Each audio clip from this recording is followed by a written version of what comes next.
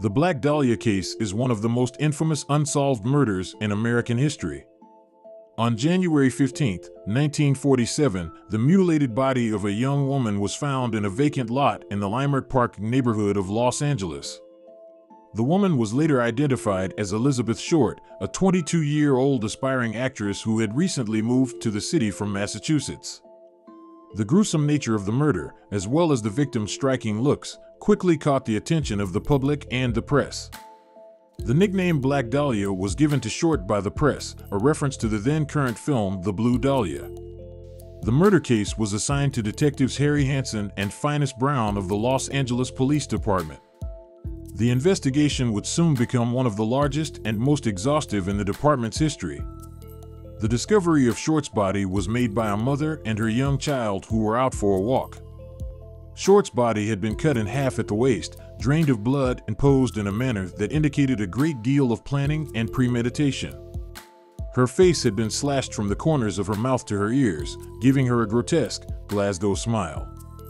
The police found that her clothing was missing and her body had been washed clean, making it difficult to obtain forensic evidence. The investigation into Short's murder was hindered by a lack of concrete evidence and leads. The police received over 60 confessions, all of which were proven to be false. They also interviewed over 150 potential suspects, but none of them were ever charged with the crime. The investigation also suffered from a lack of cooperation from the press and the public. Many people who had information about Short's life and death were reluctant to come forward, either out of fear or because they wanted to protect their own reputations. Despite the lack of progress in the case, the investigation remained open for many years. In 1949, the LAPD even offered a $10,000 reward for information leading to the arrest and conviction of Short's killer. In the decades that followed, many people came forward with new information and theories about the case, but none of them led to an arrest. One of the most promising leads in the case came in 1949 when a man named Robert Red Manley came forward and claimed that he had been in a romantic relationship with Short in the weeks leading up to her murder. Manley provided police with detailed information about Short's life and habits, and even passed a polygraph test.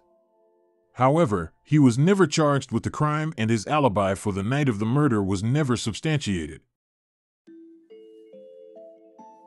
Another suspect in the case was Dr. George Hodel, a prominent Los Angeles physician and the father of Steve Hodel, a retired LAPD detective.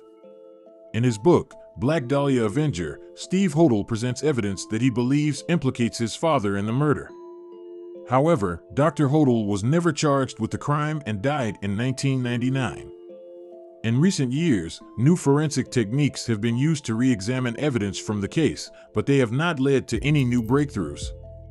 The case remains officially unsolved and the LAPD continues to receive new information and leads.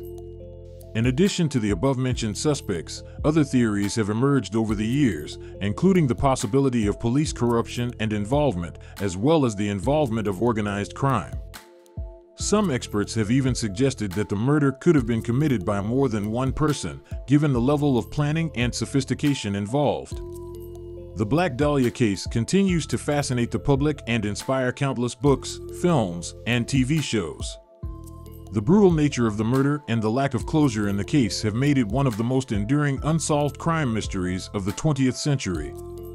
Despite the LAPD's exhaustive investigation and many years of speculation, the case remains open.